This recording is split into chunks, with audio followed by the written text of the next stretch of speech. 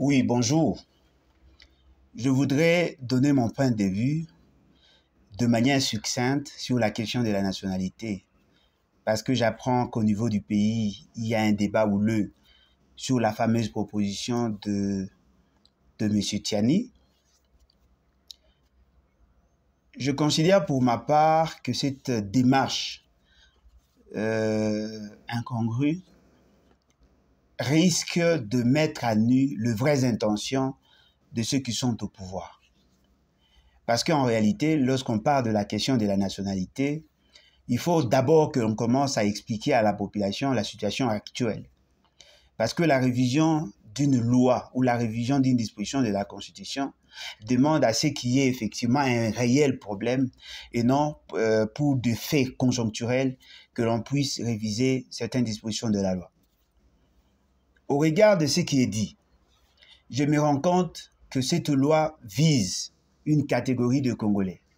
Une catégorie de Congolais qui ont 50% de notre sang. Et on vise plus les métissés.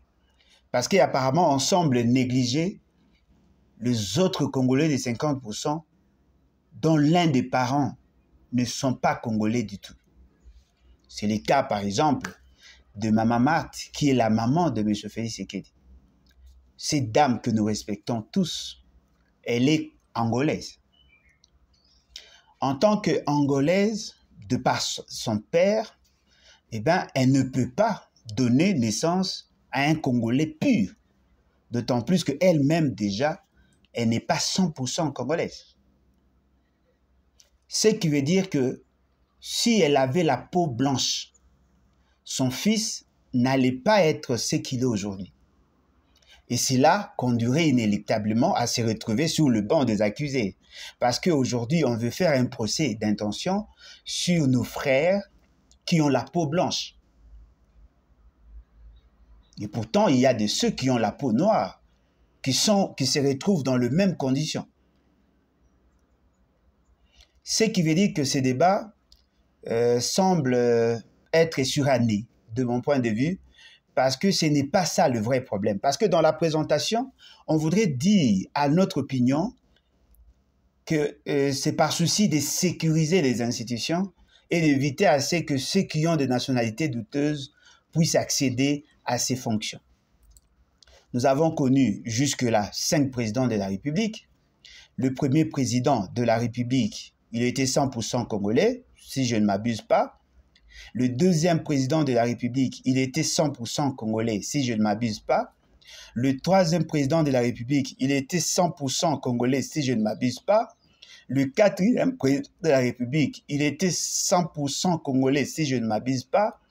Le cinquième président de la République est 75% congolais, si je ne m'abuse pas. Alors, le problème se situe à quel niveau? Avons-nous expérimenté l'infiltration par le fait qu'il y avait un président non congolais? Ou voulons-nous justement considérer la situation de notre armée, de notre administration, de nos institutions par rapport à l'infiltration? Et s'il s'agit de l'infiltration, de quel pays considérons-nous que nous sommes effectivement infiltrés? N'est-ce pas le Rwanda? Alors, la question du Rwanda, comment le Rwanda procède-t-il? Le Rwanda a présenté une communauté que nous appelons le Banyarwanda. Ce sont le Banyarwanda qui créent désolation chez nous, qui nous ont infiltrés et qui ont déstabilisé nos institutions. Je dirais qu'ils sont arrivés à aliéner nos institutions. Si c'est de cette infiltration qu'il s'agit, eh bien nous sommes tous d'accord. Nous devons éviter à ce que nous arrivions à ce niveau-là. Mais pourquoi n'insistons-nous pas sur ces points-là? Pourquoi ne pas mettre en évidence cette réalité? Pourquoi ne pas dire à la population que cette fameuse proposition de loi viserait à combattre l'infiltration rwandaise? Parce que c'est de ça qu'il s'agit. Ceux qui sont 50% congolais des autres nationalités n'ont pas créé désolation dans ces pays. Mais ceux qui ont créé la désolation dans ces pays, c'est l'infiltration rwandaise. Mais quel est le statut juridique de la nationalité de Banyarwanda? M. Félix Tshisekedi vous a dit que ce sont nos frères. Si les Banyarwanda sont nos frères, et donc il considère pour sa part que c'est une tribu congolaise. Si c'est une tribu congolaise, naturellement, ils auront droit à assumer toutes les fonctions, d'autant plus que la nationalité congolaise, c'est la nationalité congolaise qui donne accès à la candidature au niveau de certains postes stratégiques du pays. On veut considérer le Banyarwanda comme de Congolais 100%, mais on refuse de considérer les enfants issus de foyers ou de couples mixtes comme de Congolais parce qu'on considère que c'est ça l'infiltration. C'est tout de même surprenant. Comment peut-on accepter le Rwandais et refuser ceux qui ont au moins 50% de notre sang? Si seulement ils considéraient que le Banyarwanda était des étrangers, parce qu'ils le sont, eh bien on allait comprendre qu'effectivement, leur combat était centré essentiellement sur la sécurisation. Parce que la plus grande et la plus cruelle infiltration, c'est l'infiltration rwandaise. Les Rwandais sont peinards. Personne ne les inquiète. Ils sont d'ailleurs promus dans nos institutions. Ils se retrouvent à tous les niveaux. Au niveau de la sécurité, au niveau du gouvernement, au niveau de la présidence, au niveau du Parlement, Assemblée nationale ainsi que le Sénat, au niveau de cours et tribunaux. Les Rwandais sont là. Et là, personne n'en parle. C'est comme si ce qui est important, c'est de voir le métier. Non, voilà, parce qu'ils ont la peau noire, et ils n'ont pas la peau noire, et donc ça prouve qu'eux, ils ne sont pas de nôtres. Mais ceux qui ne sont pas de nôtres, et qui sont connus, identifiés par ailleurs, pourquoi n'en parlons-nous pas? Pourquoi pourquoi nous mettons-nous en marge du vrai débat? Le vrai débat, c'est l'infiltration rwandaise. Et je crois que c'est ce que tous les Congolais conscients veulent combattre. Ce n'est pas le fait d'avoir 50% de sang de blanc que vous devenez ennemi public numéro 1. Dites-moi, quelle est la rébellion menée par les Métis qui a créé désolation dans le chef de Congolais? En dehors de Jean-Pierre Bemba, bien sûr, qui est aujourd'hui ministre de la Défense, dont l'un des parents n'est pas 100% congolais, que je ne combats pas par ailleurs.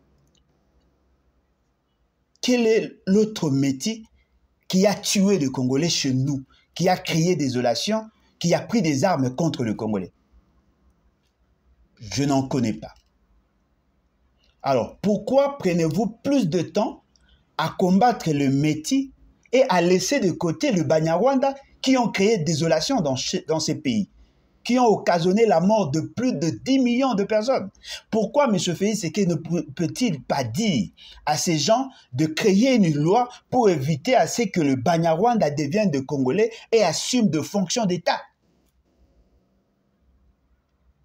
Vous acceptez le Banyarwanda et vous refusez les Congolais qui ont des sangs métissés. C'est tout de même surprenant. Je suis tout de même surpris de voir qu'au Congo, on peut aussi se laisser berner à ces points. Entre un Métis de 50% et un Banyarwanda, vous préférez choisir le Banyarwanda et laisser le métissé parce qu'il a 50% de sang étranger. Lui, au moins, il a quelque chose du Congo en lui. Ada Bombole, Didas Pembe, Molière, Nembalemba, ces gens-là sont des Métis. Dites-moi, entre le 3 et Roubewa, Moïse Nyarugabo et consort, vous préférez choisir Moïse Nyarugabo et laisser de côté ces Congolais parce qu'ils ont des sangs métissés? C'est tout de même surprenant. Je suis quand même surpris de voir qu'aujourd'hui, les gens ne veulent pas aborder la vraie question. La vraie question pour nous, c'est de mettre hors d'état de nuire des gens qui viennent d'ailleurs, mais qui veulent s'imposer chez nous. C'est ça, pour moi, que je considère infiltration. Ils se sont accaparés de notre nationalité par la force. Ils entrent dans nos institutions pour nous déstabiliser. Mais ceux qui viennent, nos enfants, les enfants de nos frères, de nos sœurs, qui ont des sangs métissés, ne constitue pas un danger pour la République. C'est tout de même surprenant de voir ce genre de débat prendre de l'ampleur et on considère que le monsieur y a bien réfléchi. Non, c'est un mercenaire. C'est quelqu'un qui réfléchit sur base de l'évolution de son ventre. Pourquoi vous vous laissez emballer dans ce genre de débat alors qu'il y a possibilité, n'est-ce pas, de créer, de crever l'abcès sur le problème qui nous assaille, qui nous empêche de bien évoluer. L'infiltration la plus dangereuse, c'est l'infiltration rwandaise. Quel est le statut juridique de la nationalité que M. Félix Tshisekedi devait accorder au Banyarwanda? Ça, ce sont de vrais débats. Ça, ce sont de vrais débats. Ndundu Bonongue, il est métissé, mais il est congolais. Mais je ne vois pas Rouberois et tous ces gens-là être considérés mieux et plus congolais que Didas Pembe et consorts. Pourquoi voulez-vous mettre nos frères mal à l'aise? Ça n'a pas de sens. Évitons de nous laisser emballer. Le problème du Congo pour l'instant, c'est le Rwanda, c'est la gouvernance. Le problème du Congo ne sont pas des métis. Évitons de mener une guerre contre le métis parce qu'ils ne sont pas les seuls à avoir 50% de sang congolais. Il y a de ceux qui sont de Bazombo, qui sont avec nous. Il y a de ceux qui sont les Balari, les gens de Congo-Brazza qui sont avec nous. Il y a des Maliens parmi nous. Il y a des Gabonais, les Angolais. Il y a ces gens-là, comme M. Félix Tshisekedi, il a des sangs angolais. On ne va pas les refuser parce qu'il a les sangs angolais, mais on va plutôt les refuser parce qu'il est incompétent. Alors, évitons de nous lancer dans ce genre de débats. Ça risque de déstabiliser la République, ça risque de mettre le pays dans un guet-apens et nous ne serons pas en mesure de résoudre le vrai problème. Le vrai problème pour l'instant, c'est l'infiltration rwandaise. Parce que je ne vois pas la France nous infiltrer. Je ne vois pas le Portugal, l'Espagne, l'Italie nous infiltrer. Ils n'en ont même pas besoin parce que nous sommes déjà, nos autorités sont déjà à leur service. L'infiltration que nous combattons, c'est l'infiltration rwandaise. Arrêtons de nous laisser emballer. Tout ça pourquoi? Pour des raisons électoralistes. Tous ces débats-là, c'est pour des raisons électoralistes. Rien à voir avec le solutionnement du problème congolais. Les Métis n'ont créé aucune désolation dans ces pays et je suis prêt à aller en débat avec quiconque. Aucune rébellion menée par un Métis. Aucune rébellion. Aucune rébellion. Alors, arrêtons ces débats-là, crevons l'abcès sur l'infiltration en pointant du doigt le Rwandais parce que ce sont eux qui sont problème. Ce sont eux qui sont problème, ce ne sont pas nos enfants.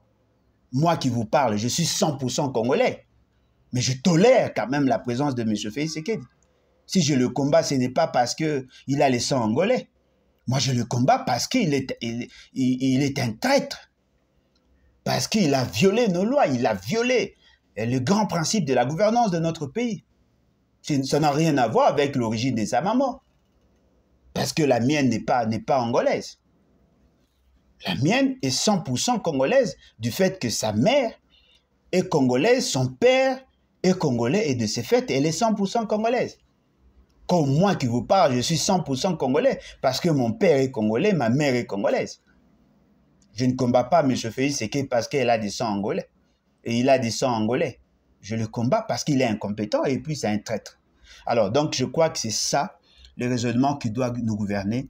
Arrêtons de nous emballer. Nous risquons de mettre le pays à fer à sang pour rien. Merci à vous de m'avoir suivi. Merci beaucoup.